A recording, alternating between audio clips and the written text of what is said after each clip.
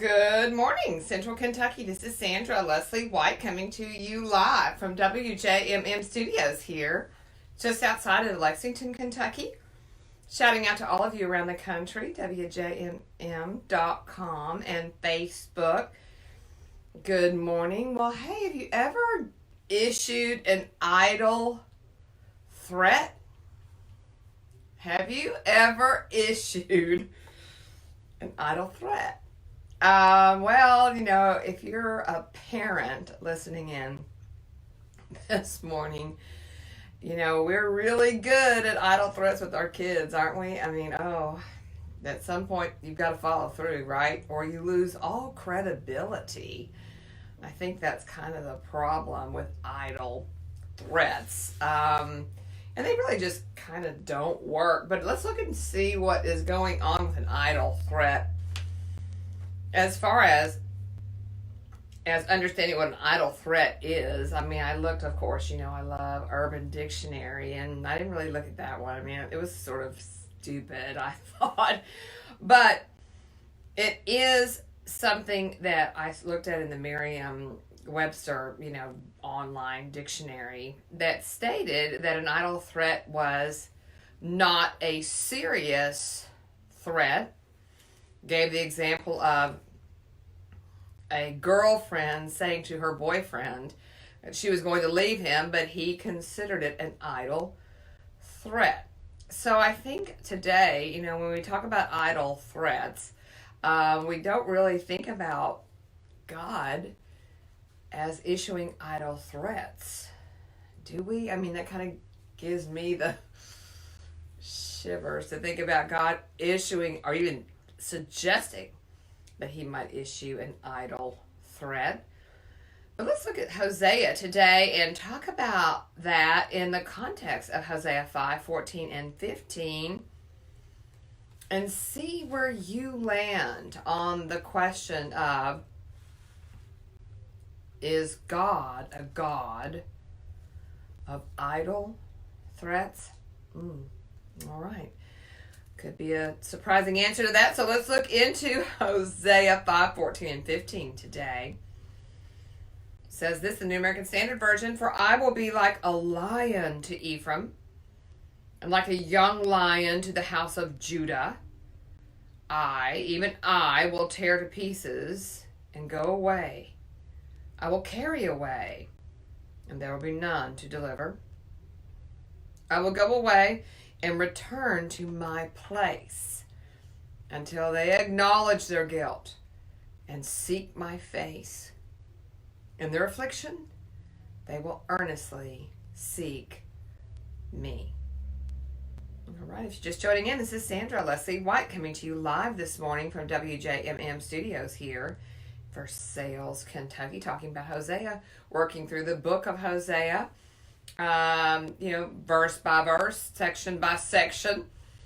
And so we're going to look today at this idea of Yahweh, who is speaking now to the northern and southern kingdoms and issuing certainly a threat. Issuing a threat. He's been all about, from chapters 1 all the way to this chapter in chapter 5, he has been about pursuing his people. He's gone from telling Hosea to marry a wife of harlotry and have children of harlotry because the land commits flagrant harlotry, to wooing his people. I just want to stay in chapter 2. Chapter 2 is the greatest chapter of the whole Bible. I love it. I've written a book about it. It really is coming out early part of next year. But in chapter 2, he's this lover. He's this lover of Gomer, his people. And he is very romantic in chapter 2. I just love this part of Yahweh, this side of God. Maybe you have never seen before. I certainly hadn't before I studied Hosea chapter 2. But it's a very romantic sort of love letter in chapter 2. Then we go to chapter 3, and apparently she accepted the love letter, and then she took off again. And so then Hosea is supposed to run after her. In chapter 4, he starts to get pretty clear that this is about his whole people, Israel, and then his southern kingdom as well, Judah. And then in chapter 5, he starts issuing not only the threats, but today the impending sure destruction of his people. So is this an idle threat by Yahweh? We see him continuously pursuing his people and then withdrawing, it seems, when they are not responding to him, and then he pursues them again. And it seems to be this dance, doesn't it, of, I don't know, of deity, a dance of deity with our own destruction.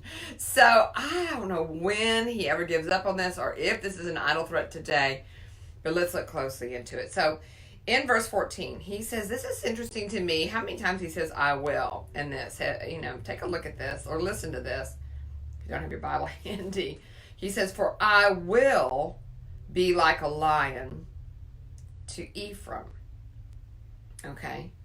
I will be like a lion to Ephraim. Well, that is fierce. We know that there is a great lion, the Lion of Judah, and we learn about in the New Testament. He comes back not as a lamb, but a lion. Okay, so the lion to Ephraim, a young lion to the house of Judah. So he's talking about Ephraim representing the northern kingdom, the 10 tribes there. Ephraim represents the northern kingdom, and like a young lion to the house of Judah. So this is rather frightening. I mean, just stop there. The first half of verse 14, he is now comparing himself. He will be like a lion to Ephraim, a young lion to the house of Judah. So the lion to Ephraim is the mature lion that is ready for the hunt, that is ready for destruction. The young lion who is swift and eager and can certainly learn from the larger lion what to do in the hunt. And he goes on and says again, I will, here's another I will, tear to pieces. Okay, tear to pieces. Did you know that cats don't chew? Did you know that lions, being from the cat species of felines, they don't chew? I didn't realize that. I was doing my research on this, but they tear. They tear into pieces, and essentially lions particularly just swallow. They tear with those fierce teeth, and they swallow their prey. All right, so tear to pieces and go away. So he's going to go away. He's going to tear and go away. Well, apparently this is what lions do.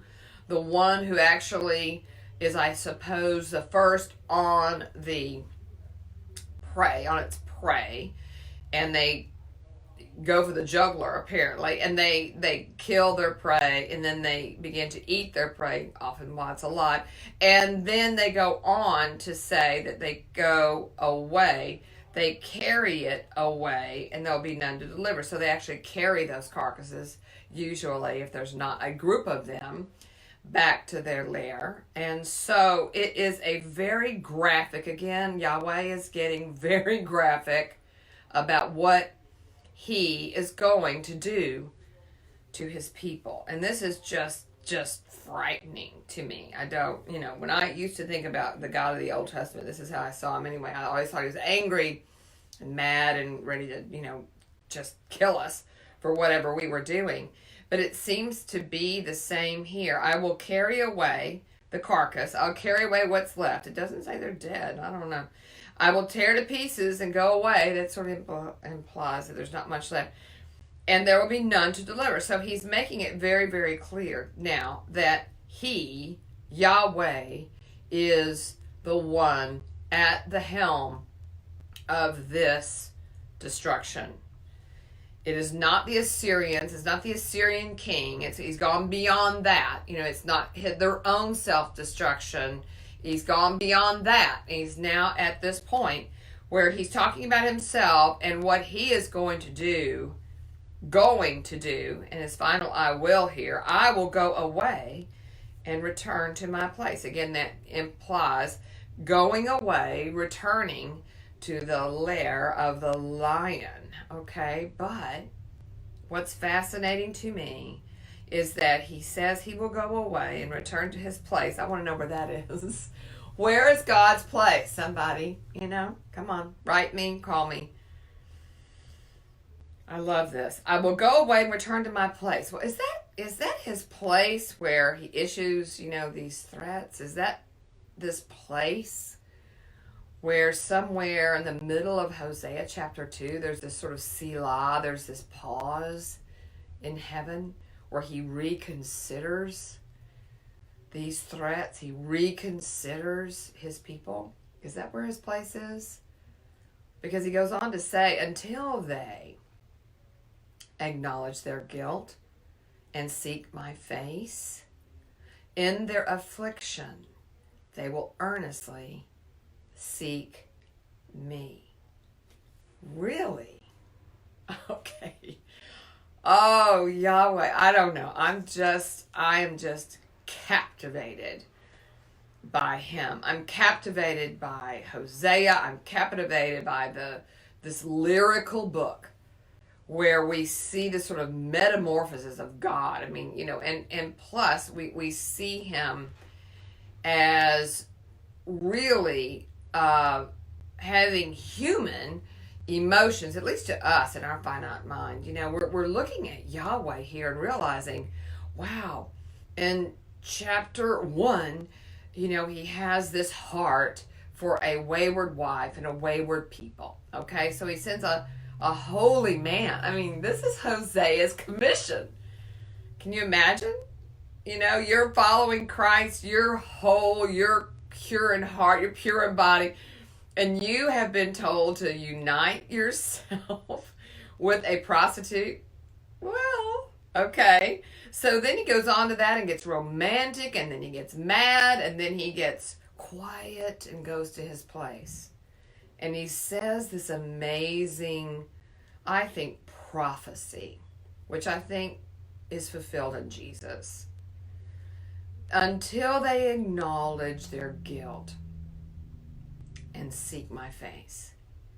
Until they acknowledge. Okay, he's going to go away and return to his place until they acknowledge their guilt and seek my face. Well, that implies that they're still alive. They've been torn, but they're still alive. They still have the ability to acknowledge their guilt and seek his face in their affliction. Okay, so it's not in their death. Let's say, that's right.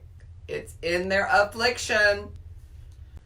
They will earnestly seek me. Have you been there? I have. Yesterday's show was rock bottom. If you didn't catch that show, you can on my Facebook page, Sandra Leslie White Ministries. And I don't know, I hit rock bottom. I sure did, and cried out to the Lord. Finally surrendered after doing everything my own way. And I still have, I don't know, pebble bottom experiences.